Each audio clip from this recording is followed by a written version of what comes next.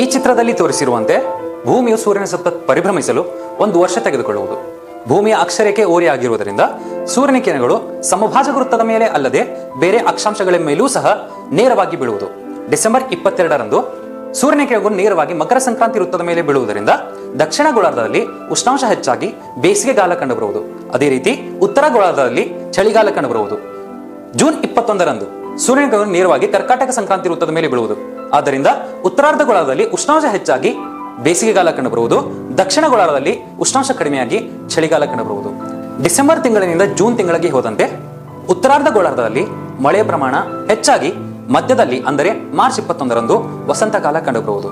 ಅದೇ ರೀತಿ ದಕ್ಷಿಣ ಗೋಳಾರ್ಧದಲ್ಲಿ ಮಳೆಯ ಪ್ರಮಾಣ ಕಡಿಮೆ ಆಗುವುದರಿಂದ ಮಧ್ಯದಲ್ಲಿ ಅಂದರೆ ಮಾರ್ಚ್ 21ರಂದು ದಕ್ಷಿಣ ಗೋಳಾರ್ಧದಲ್ಲಿ ಶರತ್ಕಾಲ ಕಂಡುಬರುವುದು.